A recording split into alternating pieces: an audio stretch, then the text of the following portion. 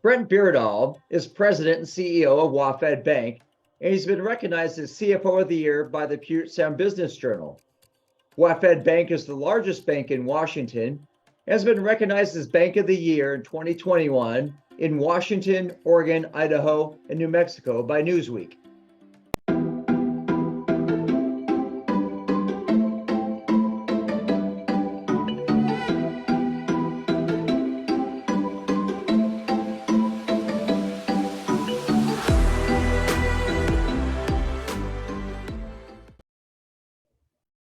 Hello, Brent. Thanks for coming on with us today. Jeff, how are you? Great to be here. Thanks for joining us, Brent. Appreciate it. So, Brent, tell us about your background and how you connected with the UW Real Estate Department. Sure, yeah. So let me just first start by saying I'm the luckiest guy in the world. I love my job. I love what I get to do, and I wake up every morning excited. So thanks for this opportunity to be with you. I got connected with the UW Real Estate Program thanks to our good friend Peter Orscher, and he and I served on a board together, and we've been affiliated through business for a long time. And he reached out to me and said, hey, we're trying to educate the next generation of leaders in the real estate world, and it's something you'd be interested in. So it's an honor for me. Can you tell us a little bit more about your time and position at WaFd? Yeah, absolutely. Happy to. So WaFd Bank has been around for 105 years. We started here in Ballard, Washington. We are now just over $20 billion in assets. We just announced this week an acquisition in California of Luther Burbank Savings. There will be another $8 billion, so that will take us to almost $29 billion in assets. We have 200 branches, will be 210 branches once we complete this acquisition. And we're in 8 states, all the way from Washington down to Texas. And I've been with the bank for 21 years now, and I am only the 6th CEO in 105 years. And I've been with the bank, as I said, 21 years. So all I have to do is make it to 2037, not to take down the average. No pressure, Amy. We just celebrated our 40 years on the Nasdaq. We've been publicly traded for 40 years. And we're a company that tries to stay out of the limelight, just kind of keep our head down and work hard and promote our clients and allow our clients to do amazing things. And it's really kind of the power of consistency and the power of the magic of compounding interest. But our total shareholder return in 40 years for a bank is 33,000%. Right. Thank you. I appreciate your reaction. So a $10,000 investment in 1982 is worth $3.3 million. And today you hold one of what I would characterize as one of the safest balance sheets in America. And it's not because we're super smart or we make better decisions or we haven't made mistakes. No, we make mistakes all the time. As I said, we try things and we fail, but hopefully we fail small. During the Great Recession, we lost $600 million, but we were profitable every single year. But the key is we have consistently over 40 years earned 10 to 15% return on equity. And if you can do 10 to 15% consistently over a long period of time, the magic of compounding happens. Right? You look at Warren Buffett. Warren Buffett, in any individual period of time, he's not the greatest investor.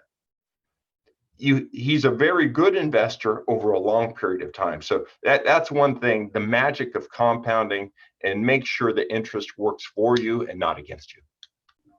Great. So you're in banking. I mean, how does someone get into banking, and why would they do it?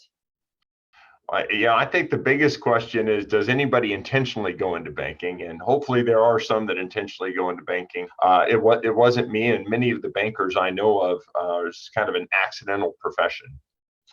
I came out of school, I got my master's degree at BYU in accounting, and I've always been a believer that accounting is kind of the language of finance. And if you understand accounting, you can do most anything, whether it's software, working for a software company, if you want to get into development, if you want to get into property management, you name it. If you want to go into professional services, accounting is the language that allows you to go between different industries. And Coming out, I went to Deloitte here in Seattle, and many great UW alums at Deloitte in Seattle, notably Pete Scheimer, who I think many of you know. And Pete was the one that actually interviewed me and recruited me to Deloitte of Seattle. And at Deloitte, I got a broad array of experience working for audits like Microsoft, GoToNet back in the day, InfoSpace back in the day. Now I'm dating myself, of course. I got to work at Washington Mutual as well, and got to know WaFd. WaFd was one of our clients, and WaFd, it was just such an enigma to me. It was crazy. Here in the shadows of Microsoft and Amazon, two of the titans of technology in the industry, is WaFd Bank, that really just shied away entirely from technology.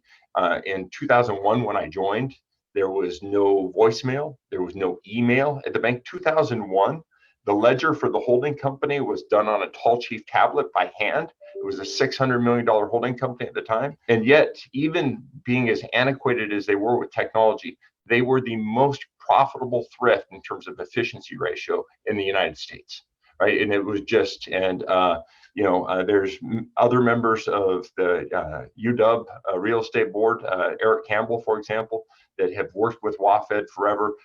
We pick our clients wisely, and we support our clients, and we're just enormously successful. So I looked at this, I'm like, wow, what a strange organization. I want to learn more. And one thing led to another. And in 2001, I had the opportunity to come on board as controller.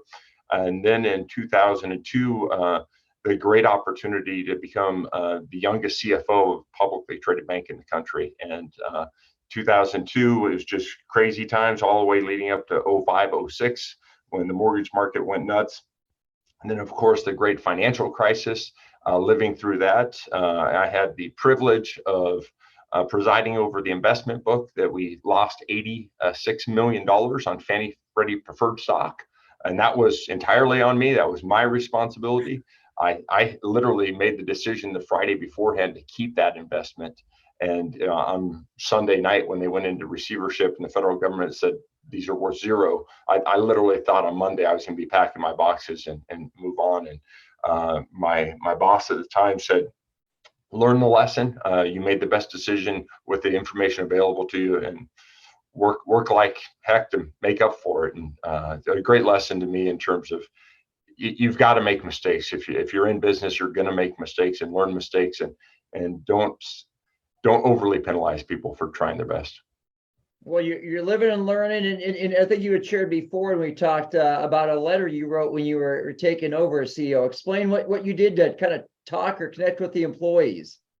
Yeah, so I'd been with the bank for 15 years when I had the opportunity to ascend into the position of CEO. And to me, you look at a company, no matter what the company and the bank, you talk to me about their assets, talk to me about the liabilities, talk to me about the interest rate risk and the capital. All of those things are important. You need to understand them. I mean, banks fail because of credit quality, which I'm sure we'll talk about. But the most important asset any company can have is its people, its team. And so I really wanted to connect with our team, and I really wanted to kind of enliven our culture and empower our employees.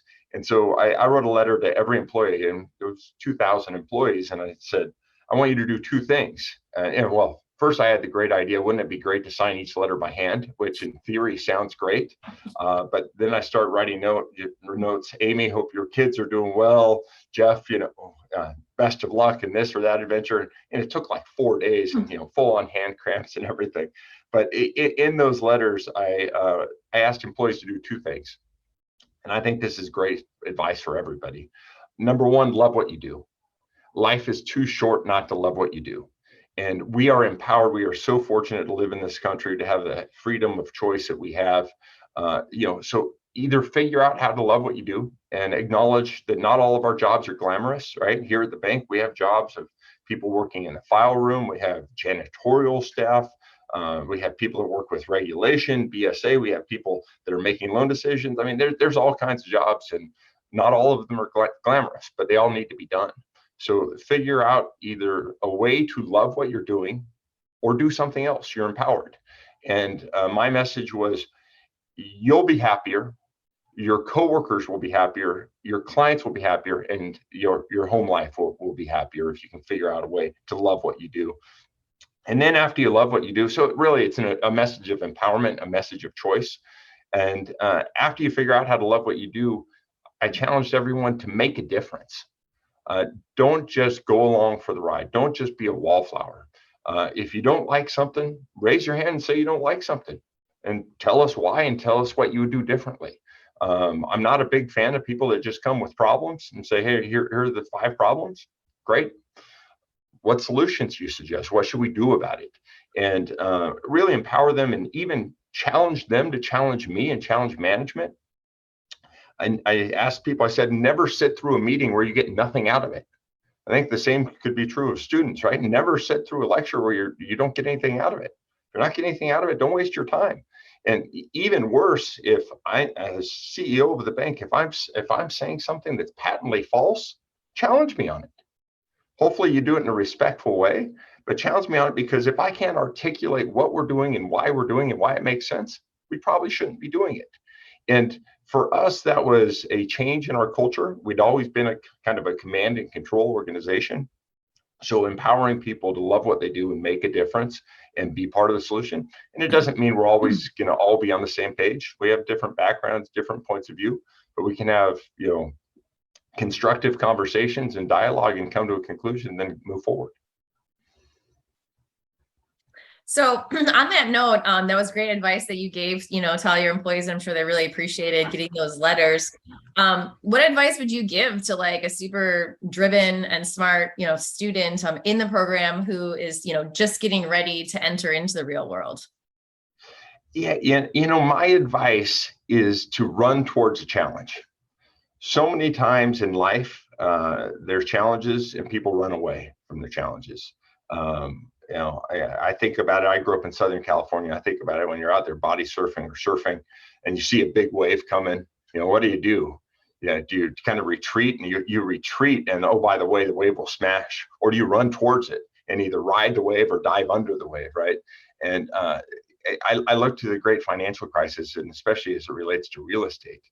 There were so many people that left the market that said, hey, no, we're gonna stop dealing with real estate, and we're just run away. And it turns out, boy, were those times incredibly tough.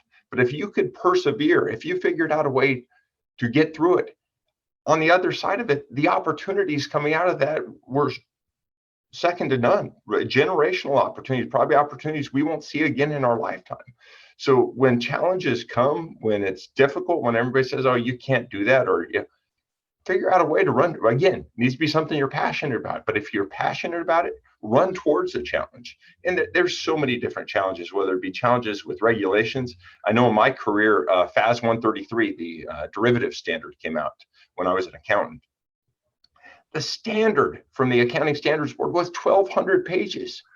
Everybody's like, what in the world, a derivative? How are we going to account for this? But if you think about it, what a great opportunity for a young, driven individual to dive in and learn it. And all of a sudden, I found out I became an expert. What? How am I? Well, because I actually read it and I took time to see what other people were doing and learning. When change happens, it's a way of leveling the playing field. And so a young student, you don't have a lot of experience. Embrace the change, run towards the change, and all of a sudden you can become the expert. So do you have some advice that you think that students should ignore? Yeah, not so much ignore, but I would say don't be afraid to fail, right? If you're not challenged, if you're not trying things that are different, you're right. Don't be too safe in your career choices. Bet on yourself. So many people, well, you can't do that. Well, really? Why? Figure it out. And my advice to people is always, you're going to fail in life. That's just life. But fail quickly and fail small.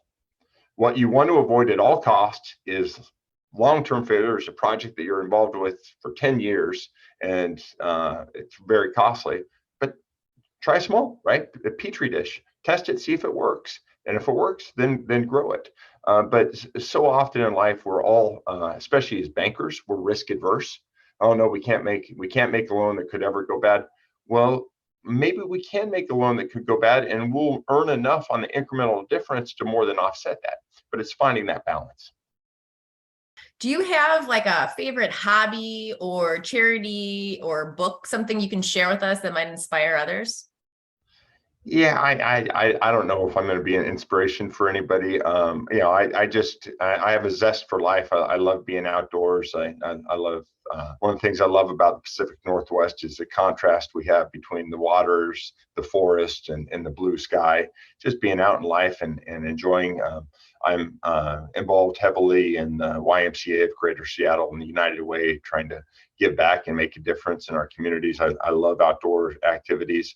In terms of favorite books, there's so many great books out there. One book that's impacted me, and it's a fairly short book, is A Man's Search for Happiness, Viktor Frankl. And this was a survivor of the concentration camps. And to really see and understand what someone went through just gives me such a greater appreciation for the opportunities I have and we have today, and it puts into perspective the challenges. So that's one of the books that's impacted my life, and I would suggest others might want to read it. Great. Well, thank you. So if people would like to connect, learn more about WaFd Bank or see what you are and what you do, what's a good way for people to connect with you? Yeah, LinkedIn is a great way to connect. It's the professional network. It's easy. You can see what I'm up to, and I get to see what you're up to, and it's just a great way to stay connected. And the beauty about it also is it's not connected to any one employer you have. So if you go from one employer to another, your connections maintained. So that's a great way to reach out, and I'm happy to provide any advice or counsel I can for whatever it's worth. Well, good. Well, Brent, what a value to have you come share with your knowledge about banking and WaFd, and appreciate you taking the time to come talk with us today. I appreciate the opportunity. Thank you both very much. Yeah, thank you so much.